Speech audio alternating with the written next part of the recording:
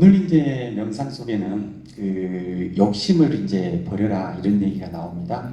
그거에 대한 예들도 보면은 사계절을 우리가 가는 걸 잡을 수가 없잖아요. 예, 잡은다 그래서 잡히지도 않고 논다 그래서 또 놓아지지도 않고 그렇습니다. 그래서 그러한 것처럼 우리가 세상을 보면 좋겠다. 그래서 우리가 세상사 이렇게 펼쳐지는 모든 것들이 저절로 모여들고 또 저절로 또 이렇게 헤어지고 이런 것들을 세상을 그렇게 바라본다면 그게 바로 우리가 관조가 아닌가, 그래서 세상 사는 지혜가 아닌가 생각이 됩니다. 그래서 그러한 것들을 사람 관계 속에서나 또 다른 모든 문제 속에서 그렇게 바라보면 우리 삶이 이 안정감, 편안함, 어떤 행복감 이걸로 연결되지 않을까, 그런 지혜의 내용이 있었던 것 같아요.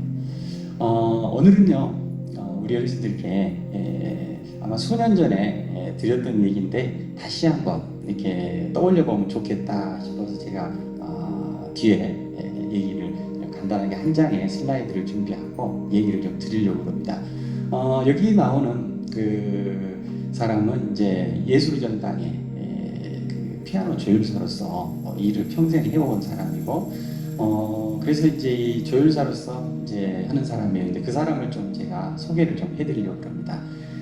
방금 말씀드린 대로 조율사로서 그 나이가 현재는 86세더라고요. 제가 계산해 보니까 86세고 또 피아노 조율 경력이 65년이래요. 그러니까 그 기간을 볼 때에 4만 회 이상, 연주회 기준으로 해서 3만 회 이상을 이렇게 조율을 한 거예요. 그리고 그 예술전당회가 이제 우리나라 국내 최고의 무대잖아요. 그래서 거기에 전속 조율사로서 일을 하다 보니까 국내의 최고 그 연주자들 다 아시잖아요. 조성진 그리고 백건우, 최근에는 이제 임윤찬도 유명해졌잖아요. 그리고 세계적인 거장들, 조지 윈스턴 그리고 크리스티안 지메르만 이런 사람들을 조율을 할 정도면 정말 대단하죠. 그래서 그런 사람들을 조율할 정도로 아주 대단한 그런 조율사로서 국내 1호 피아노 조율사로서 명장의 그 칭호를 받고 있습니다. 그래서 이 조율 내용을 좀 들어보면은 한 대당 조율이 1시간 반 정도 걸린다고 합니다. 그래서 일반 피아노는 이제 그렇긴 한데 어떤 요청 사항이나 상황별로 해서 20시간에서 30시간도 조율을 한다고 해요. 그러면 이제 그러한 것들을 할 때 아마 뭐 이틀 조율하고 그러겠죠. 이제 그 정도로 심혈을 기울이는 조율을 이렇게 집중해서 한다고 합니다. 그리고 줄이 그 한 피아노에 대부분 220개인데 230개도 있다고 해요. 그래서 피아노 종류별로 그렇게 하고 있는데 그 조율하는 것을 이제 예로 들어서 설명을 해요. 사격 선수들이 사격을 하면 이렇게 정확하게 관역을 보면서 호흡을 멈추고 이 방아쇠를 많이 당깁니다. 그래서 그 방아쇠가 당기는 순간 후에 이제 하는 건데, 방아쇠 당기는 순간에 혹시라도 약간의 호흡이나 이런 게 달라지면 벌써 관역을 다른 데로 가잖아요. 그래서 그만큼 호흡을 멈추고 모두에 집중을 한다는 거죠. 그리고 양궁도 마찬가지잖아요. 80일을 당기고 있을 때 숨을 멈춰서 아주 무한의 어떤 그 정적 속에서 그 시위를 넣는 순간 이렇게 관역에 도달하게 되는 거죠. 근데 그러한 것처럼 220개, 230개의 그 피아노 줄이 있잖아요. 그러니까 건반 하나하나에 그렇게 조율을 하면서 숨을 멈추는 것을 이렇게 반복한다고 그렇게 합니다. 고도로 숨을 멈추고 귀에 아주 민감한 그 사람만의 최고의 그 집중력을 발휘하는 그 순간이겠죠. 그런 어떤 그 피아노 조율가로서 아주 섬세한 감각이 발휘된다고 얘기를 합니다.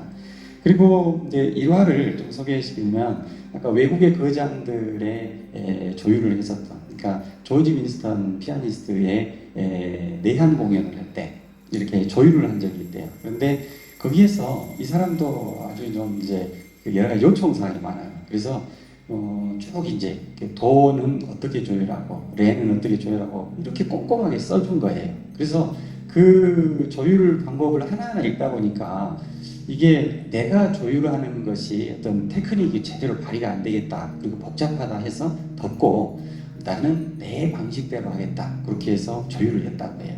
그리고 조지 윈스턴이 이제 조율이 잘 됐는가 이렇게 이제 한번 쳐보는 거죠.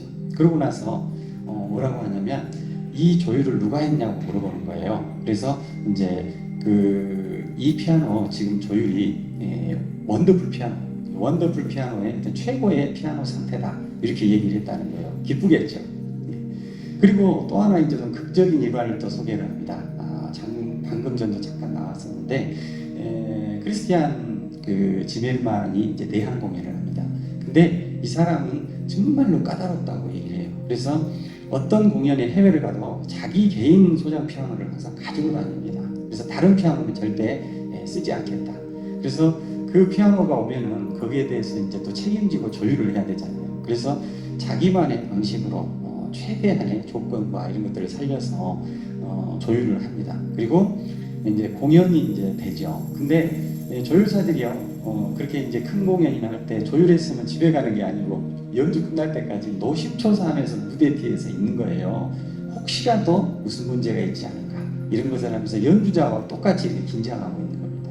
그런데 마지막 곡이 이제 연주가 되고 길게 박수가 나오죠. 근데 그 박수가 끊기고 나서 뒤에서 이제 안도의 한숨을 쉬고 있는데 사람이 달려와요. 그래서 지금 지메르만이 당신을 찾고 있습니다. 그래서 이제 따라서 가봤더니 무대에서 내려와가지고 뒤에서 문 밖에까지 나와서 기다리고 있어요. 그래서 악수를 청하고 같이 손을 잡고 무대에 올라가서 하는 얘기가 있습니다. 관객을 향해서 이 사람이 나의 피아노의 조율에 완벽하게 했다. 그리고 지금의 최고의 피아노로 지금 만들어준 사람이다 하면서 소개를 하는 겁니다. 그래서 무대 뒤에서 항상 거의 보이지 않는 사람으로서 역할을 해오던 사람이 그 최고의 거장한테 그런 소개를 받으면서 관중한테 박수를 받을 때 얼마나 보람이 있었을까, 이제 그런 얘기를 소개를 얘기합니다.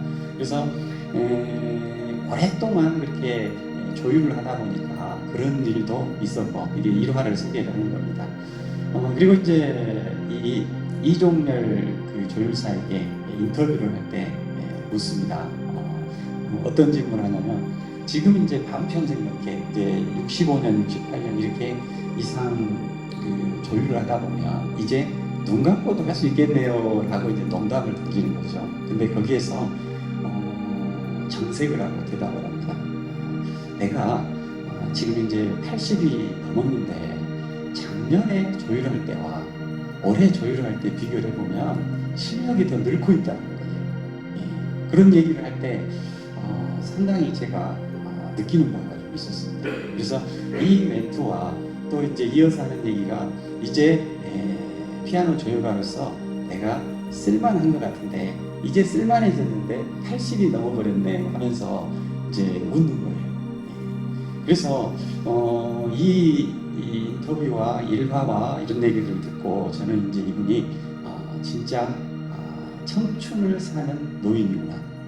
나이나 이런 것들은 생물학적으로는 분명히 시간상으로는 80이 넘게 살았지만 마음 자체가 청춘이구나 하는 생각을 제가 했던 거죠. 제가 이 시점에서 우리 어르신들께 사무엘 울만의 청춘이라는 시를 이렇게 낭송을 영상을 한번 보여드릴 거예요. 그 내용 속의 핵심은요, 그걸 것 같아요. 우리가 나이가 들고 이런 것들이 이제 젊은 사람이나 지금의 우리나 똑같다. 근데 진짜 청춘은 우리 내면 속에서 어떤 창의성이고 의지력과 이런 것들이 솟아날 때, 그리고 하늘의 영감을 내가 받고 있다는 그런 어떤 샘솟는 것이 있다라면 그것이 바로 진정한 청춘이다 하는 얘기죠. 이러한 얘기들 속에 우리가 함께 공감이 되는 이유는요, 우리가 젊은 시절에 계속 살아왔던 이력이 있기 때문에 그러한 것들이 순간에 이렇게 꿈틀거릴 수가 있습니다. 그리고 이러한 것들을 계속해서 그 꿈틀거림의 진동을 우리 어르신들께서 가져가셨으면 좋겠다는 생각이에요. 어르신들께서, 저는 이제 오래전부터 실버타운에 입주하신 분들하고 대화를 하면 이제 나들이를 가면 어르신 사진 한번 찍으시죠 하면서 이제 그런 얘기를 나누잖아요. 그러면 나는 실버타운에 입주함과 동시에 내 앨범을 다 정리하고 태웠다. 그리고 꼭 필요한 거 한두 장만 남겨놨다. 이런 얘기를 하세요. 그런데 여기에 또 생활하다 보면요, 다시 또 사진을 찍기 시작합니다. 신기하죠. 그건 어떤 상징이 있자면, 우리 예수님께서 아직까지의 삶도 정말로 이렇게 잘 살아오셨고, 이제 여기에 가면 이제 내가 마지막으로 그곳에서 살아야 되겠다 이런 생각하시는 분 계세요. 그런데 오면은 제2의 인생이 다시 시작이 되는 겁니다. 그래서 이곳에서 어떤 그 새로운 출발 속에 자신의 어떤 그 목표와 이런 것들이 나름도 생기는 거죠. 그런 것들을 우리 어르신께서 이제 실버타운을 보시면서 갖게 된다는 것입니다. 저는요, 우리 어르신께서 이 3개월 만에 청춘을 보시고 내 삶 속에 저것이 어떠한 의미를 가질 것인가 다시 한번 오늘 새겼으면 좋겠습니다. 그리고 우리 어르신께서 목표를 더 가지셨으면 좋겠다 하는 생각입니다. 여러 가지 목표들은 개인적으로 이제 챙기시면 좋은데, 예를 들면 건강에 대한 목표, 그리고 또 어떤 분들 같은 경우는 자격증에 대한 목표도 있으세요. 실제로 여기에 70대 중반 좀 넘어가신 분 중에도 파크 골프 자격증을 따려고 그러거든요. 근데 그 자격증은 대학교 졸업하고 그 시험을 보잖아요. 그리고 생활체육 지도사 자격증이라고 해가지고 그 시험을 보고 또 실기 시험도 보고 해서 그러한 시험을 통해서 자격증을 가지면 국가기관에서 하는 어떤 복지관이라든가 어떤 프로그램의 강사로서 계속 이렇게 이제 직장을 구할 수 있는 그런 자격증이에요. 그런데 우리 어르신께서 실제로 그런 자격증을 써먹으려는지 모르겠지만 그런 것들을 그 젊은이들하고 같이 그 시험장에 가시는 분들이 계세요. 그리고 올해도 도전을 하고 계시고 있습니다.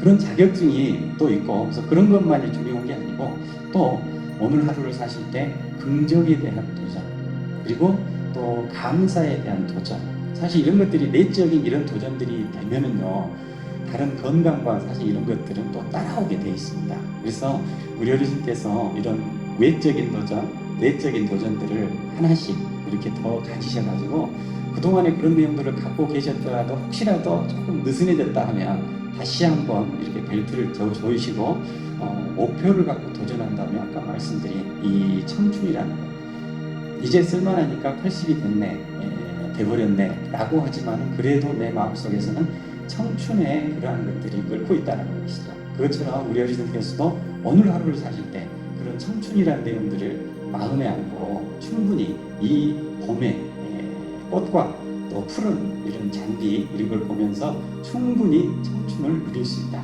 그리고 이런 소중한 선택을 오늘 하신과 동시에 우리 어르신들의 삶의 방향성은 달라진다.